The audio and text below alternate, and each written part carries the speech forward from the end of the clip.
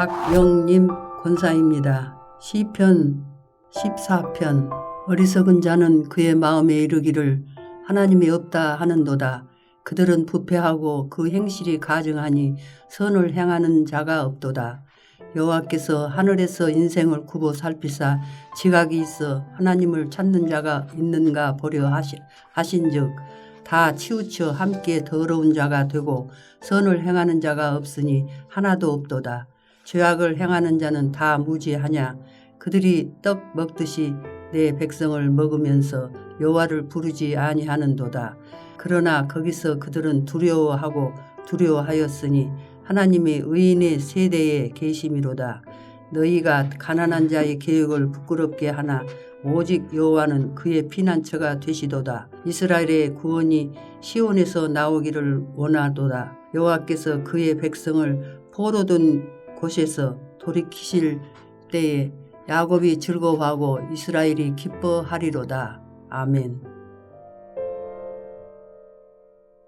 하늘에 계신 우리 아버지여, 이름이 거룩히 여김을 받으시오며 나라가 임하옵시며 뜻이 하늘에서 이룬 것 같이 땅에서도 이루어지이다. 오늘날 우리에게 일용할 양식을 주옵시고 우리가 우리에게 죄 지은 자를 사하여 준 것 같이 우리 죄를 사하여 주옵시고 우리를 시험에 들게 하지 마옵시고 다만 악에서 구하옵소서. 대개 나라와 권세와 영광이 아버지께 영원히 있사옵나이다. 아멘.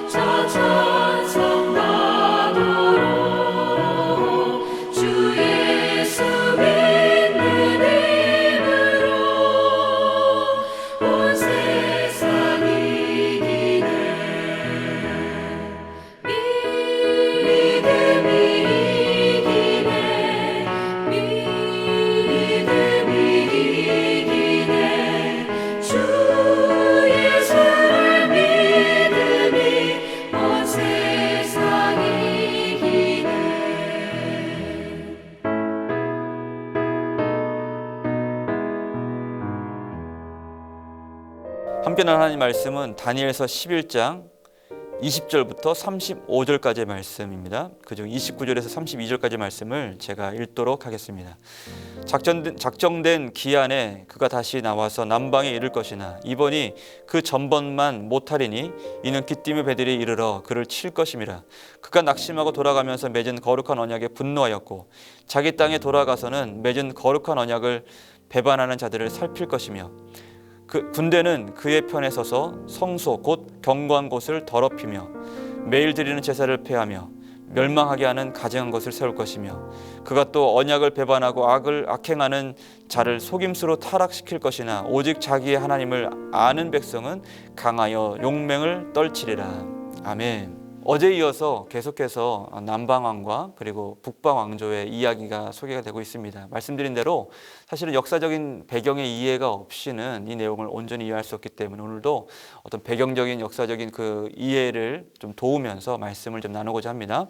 자, 다니엘서는 그야말로 세상 속에서 살아가는 그리스도인들이 어떤 정체성을 가지고 살아가느냐에 대한 질문과 답을 제시하고 있습니다. 사실은 시대가 어떻게 변하든지 간에 하나님께서 우리가 말씀하시는 건 뭐예요? 오직 의인은 믿음으로 사는 것, 이것이 하나님께서 우리에게 명령하고 계신 것이죠.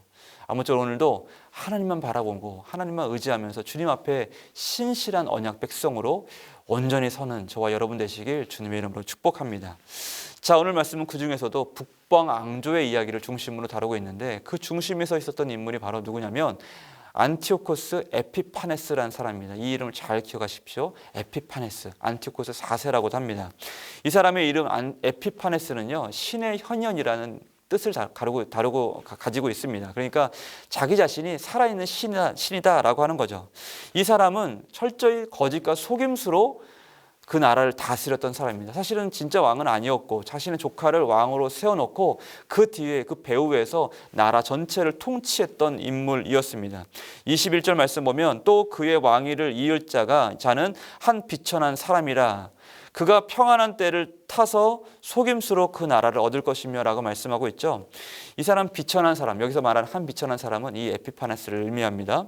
그야말로 이 사람은 세상 왕이 가지는 특징을 다 가지고 있다라고 해도 과언이 아닙니다.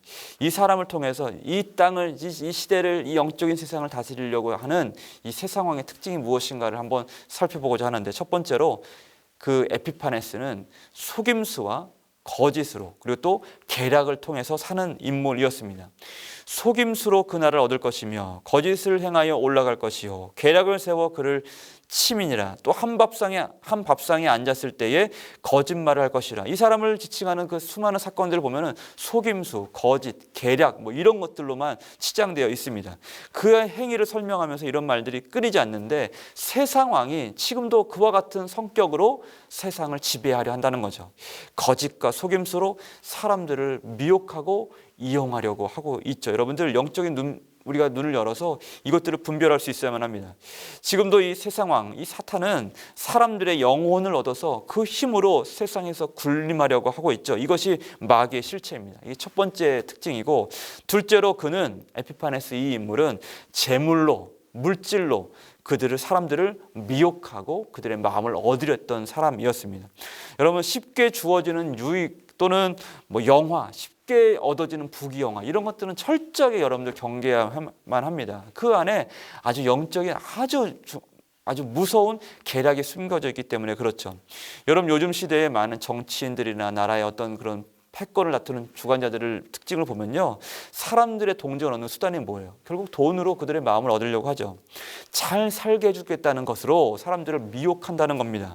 여러분, 마귀가 무엇으로 그들의 마음을 얻으려고 했습니까? 경배받으려고 했죠. 마태복음 4장 말씀 보면 마귀가 또 그를 데리고 지극히 예수님을 데리고 높은 산으로 가서 천하만국과 영광을 보여주잖아요. 그리고 나서 뭐라고 얘기합니까? 만일 내게 엎드려 경배하면 어떻게 한대요? 이 모든 것을 내게 다 줄 것이다 라고 얘기를 하고 있죠. 여러분, 에피파네스 역시 같은 인물이에요. 그는 정복이 아니라 약탈을 위한 전쟁을 자주 저질렀는데 24절 말씀 보면요. 그가 평안한 때에 그 지방의 가장 기름진 곳, 여러분 기름진 곳에 들어가서 그의 조상들과 그들의 조상들의 조상이 행하지 못하던 것을 행할 것이요. 그는 노력하고 탈취한 재물을 무리에게 흩어주며라고 얘기를 하고 있죠. 어떤 일을 당했냐면 기름지고 잘 살고 평화로운 땅을 그냥 갑자기 명분 없이 침범을 해가지고 침략해서 그야말로 약탈하고 그들을 다 그냥 탈취한 것들을 다 가지고 와가지고 나라의 경제를 부강하게 만들고 그 탈취한 것들을 함께 있었던 그 나라 사람들에게 다 나눠줌으로 해서 그들의 환심을 사고 그들의 마음을 얻게 했다는 겁니다. 여러분 이런 모습들로 지금도 지구상에 많은 나라들이 패권을 다툼하고 있잖아요. 러시아 전쟁도 이 우크라이나 전쟁도 마찬가지고 중국과 일본 할 것 없이 제국주의의 성격을 가지고서 경제 자신들의 이익만을 탐닉해가지고 사람들 앞에 사람들 위해서 군림하려고 하는 이런 악이 지금도 세상을 고통스럽게 만들고 있습니다. 여러분 우리만 잘 살면 돼라는 이것은 여러분 그야말로 사탄의 마귀의 속임수입니다. 왜냐하면 하나님의 나라는 절대 그런 나라가 아니기 때문에 그렇죠. 하나님의 나라는 어떤 나라예요? 가난한 자에게 고아와 가부에게 자신의 것들을 나눠주고 또 줄인 자에게 마음을 동하고 또 그 마음이 힘든 사람들의 마음을 만족하게 하는 것, 이것이 하나님께 복이 있는 인생이라고 말씀하잖아요. 여러분들 그런 삶을 통해서 지금도 하나님의 나라가 이루어지고 있는 것입니다. 자, 마지막으로 에피파네스, 이 사람은 자신의 세상을 만들고자 했던 사람입니다. 자신의 세상. 그의 주된 이 어떤 정책의 주요 목표 가운데 하나가 뭐냐면 모든 나라를 헬라화하는 것이었어요. 헬라화하는 것이었습니다. 헬라 문화로 다 귀속시켜 버리는 거죠. 여러분 성전 중심으로 여호와 중심으로 살았던 유대인들, 이들을 계속 침범하고 그들을 괴롭혔던 이유는 뭐냐면 그들을 다 헬라 문화로 정복하려고 했던 것입니다. 첫 번째 이집트 원정을 떠납니다. 오늘 말씀이 등장을 하는데 첫 번째 이집트 원정을 떠나서 낭패를 봅니다. 이제 그러고 나서 에피파네스가 돌아오는 길에 성전을 들였는데 이 첫 번째 전쟁에서 실패했잖아요. 그리고 나서 군량미든 뭐 여러 전쟁 물자들 이런 것들 다 소진해 버렸단 말이죠. 그래서 갑자기 예루살렘에 돌아와서 예루살렘 성전을 약탈하기 시작합니다. 그리고 성전에 있는 수많은 보화들을 다 가져와서 성전 보화로 인해서 전쟁에서 바닥난 재정을 보충하려고 했던 거죠. 그런데 그의 악행은 여기서 그치지 않습니다. 주전 168년, 이 시간을 잘 기억하시죠. 168년. 이때 두 번째 이집트 전쟁, 이집트 원정을 떠나는데 이때는 또 로마의 위협, 로마의 그 원로원에서 이제 사람을 파송을 해가지고 그들을 위협하고 이 이집트에서 떠나도록 해버립니다. 이때부터 로마 시대가 시작되기 시작한 거죠.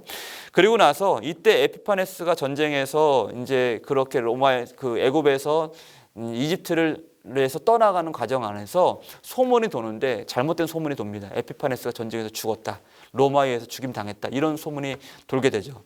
근데 이 소문을 듣고 이 틈을 타서 예루살렘에서 격렬한 소요가 일어나기 시작합니다. 이때를 타서 예루살렘을 막 이렇게 사람들이 그 나라에 반한 어떤 나라를 만들기 위해서 그런 소요가 일어난 거죠. 이 소요를 얘기를 듣고 에피파네스가 군대를 파송합니다. 그리고 그 예루살렘을 그 빌미로, 그 소요를 진정시키는 빌미로 예루살렘을 그때부터 아주 심각하게 침범하고 약탈하기 시작한 것이죠. 소요를 진압하는 과정에서 수많은 유대인들을 학살했고 또 예루살렘 성벽을 부숴버립니다. 그리고 성전을 장악하고 그리고 비로소 주전 167년에는 167년 12월에 새로운 종교법을 변파하는데 이것이 지금으로 말하면 차별금지법 같은 법입니다. 그야말로 유대의 그 종교, 그 문화를, 유대 문화를 완전히 말살시켜버리고 헬라 문화로 다 장악해버리는 거죠. 매일 드리는 제사를 금지시키고 폐하합니다. 그리고 성소 곳곳에 우상을 드러놓는데 31절 말씀 보면 멸망케 하는 가증한 것이라고 하는데 이것은 제우스 신상을 의미합니다. 그 제우스 신상을 성전 곳곳에 세웁니다. 그리고 뿐만 아니라 희생 제사를 드리는 이 안식, 그리고 이 제도, 그런 것들을 다 폐해버리고 안식일 절기, 사실은 안식일은 이스라엘에게서 가장 중요한 생명과 같은 절기죠. 그 날이지 않습니까? 이 안식일 준수를 중지시켜 버립니다. 예배를 폐해버린 거예요. 주일날 모이지 마라고 한 겁니다. 그리고 예배 초소들을 다 변두리로 배치시켜 버리고 할례를 금지시킵니다. 그야말로 그들의 민족적인 정체성을 다 벗겨버리는 거죠. 성전은 제우스를 경배하는 장소가 되고 다신교, 그리고 종교적 매춘의 중심지로 만들어버립니다. 이와 같은 이 악이 이 성전에서 자행되고 맙니다. 여러분, 이때 이것을 경험했던 신실한 의인들, 하나님의 사람들은 어떤 마음이었을까요? 베드로후서에서 이러한 비슷한 상황에서 말씀을 나누는데 2장 8절 말씀 보면 이는 이 의인이 그들 중에 거하면 날마다 저 불법한 행실을 보고 들으므로 그 의로운 심령이 상함이라 라고 말씀합니다. 여러분, 이 시대를 바라보면서 정말 의인들은 마음이 상해서 통곡하면서 하나님께 기도하는 사람들입니다. 정말 마음이 상하죠. 마음이 힘들어집니다. 여러분들, 이와 같은 마음이 없다는 것은 우리가 마음 가운데 하나님이 주시는 의로운 마음으로 살고 있지 않다는 뜻입니다. 여러분, 그때에도 여러분 이런 의로운 마음으로 싸운 사람들이 있어서 아주 소수의 사람들이 싸웁니다. 그 중에서 유명한 사람이 바로 유다 마카베우스라는 사람입니다. 이 사람을 중심으로 사람들이 저항군을 만들어서 계속해서 싸웁니다. 결국은 이들의 저항으로 예루살렘의 통로 도로를 봉쇄해버리고 그들이 굴대 오는 것을 길을 막아버림으로 해서 다시 예루살렘을 수복하는데 그때까지 3년의 시간이나 걸립니다. 3년 만에 성전을 찾는데 성전은 이미 곳곳에 아주 타락한 모습이 자행되고 있었고 완전히 회파된 모습으로 그들의 앞에 있었던 것이죠. 여러분, 세상 왕은 지금도 이렇게 믿음의 사람들의 심장부를 들어가서 그들의 심장부에 있는 신앙을 짓밟고 말살하려고 애를 씁니다. 그리고 이방 신 앞에 하나님을 섬기는 유일신 사상, 이 믿음을 굴복하게 만들려고 합니다. 여러분, 이 시대는 그야말로 거대한 영적 전쟁터라고 해도 과언이 아니에요. 우리 자녀가 그런 시대에 살고 있고 우리 스스로도, 여러분들 어떤 목사님 그런 얘기 하더라고요. 다음 세대가 중요한 것도 중요하지만 사실 지금 세대가 너무 중요하다, 이런 얘기를 하더라고요. 지금 세대가 사는 이 시대가 너무나 악하다는 겁니다. 여러분, 신앙 자체를 대적하고 파괴하려고 합니다. 전쟁으로 사람들 위에 군림하려고 하고 경제의 신으로 등장해서 사람들을 미혹하려고 합니다. 그리고 성경과 신앙을 구시대의 유물로 취급해서 차별금지법과 같은 이런 악법을 제정하려고 해서 신앙에서 음란과 욕망을 포장하려고 합니다. 신앙을 다 버려버리려고 하려고 하는 거죠. 여러분, 언젠가 이런 시대가 반복되고 결국은 이런 것들이 이제 우리가 막지 못하는 상황이 되면 언젠가 기도가 불법이 되는 시대를 우리는 경험할지도 모릅니다. 여러분, 우리가 깨어 있어야만 합니다. 그러면서 우리는 선택해야 되죠. 어느 편에 설 것인가? 어느 편에 서야 됩니까? 결국 하나님 편에 서는 자가 승리를 경험하게 된다는 것을 우리는 기억할 수 있어야 됩니다. 믿음으로 사는 자가 승리한다는 거죠. 오늘 말씀에서 여러분 중요한 대목이 하나 있습니다. 그것은 하나님의 정하신 때가 있다는 겁니다. 반드시 하나님의 때가 옵니다. 그 때가 되면 그 모든 것을 다 끝나게 됩니다. 24절 말씀 보면은 때가 이르기까지, 27절에 아직 때가 이르지 아니하였으므로, 35절에 아직 정한 기한이 남았습니다. 하나님의 때를 계속 얘기하고 있죠. 그때까지는 그냥 하나님께서 두실지도 몰라요. 그러나 그 때가 되면 다 모든 것들이 끝내고 믿음의 사람들이 하나님 앞에 영광스럽게 서게 되는 날이 반드시 오게 될 것입니다. 사랑하는 성도 여러분, 성경은 말씀합니다. 오직 의인은 믿음으로 말미암아 살리라. 여러분, 이 말씀을 기억하고 이 말씀을 심장에 새기고 이 믿음으로 하나님 앞에 기도하고 중보하고 골방의 기도를 통해서 이 시대를 위해서 우리가 하나님 앞에 믿음으로 살기를 결단하고 이 시대 앞에서 중보자로 서는 저와 여러분 되시길 주님의 이름으로 축복합니다. 기도하겠습니다. 고마우신 아버지 하나님, 이 허탄하고 악한 시대 가운데 우리 믿음을 지키게 하여 주옵소서. 거짓과 속임수 가운데 우리의 생각과 마음을 지키게 하시고 오직 의인은 믿음으로 말미암아 살리라 함과 같은 그 믿음을 가지고서 그 믿음을 우리 심장에 새기고 하나님만 경배하고 하나님만 예배하고 하나님만 따르고 말씀에 순종하는 삶 살 수 있도록 축복하여 주옵소서. 이 시대와 이 악의 역사를 하나님 주여 거룩한 하나님의 의의 손길로 심판하사 하나님 정말 하나님의 공의가 세워지게 하시고 주의 정의가 다시 세워지게 하시고 주의 교회가 일어나게 하시고 말씀으로의 삶이 온전하게 순결하게 설 수 있도록 축복하여 주옵소서. 감사드리며 예수님의 이름으로 기도드립니다. 아멘.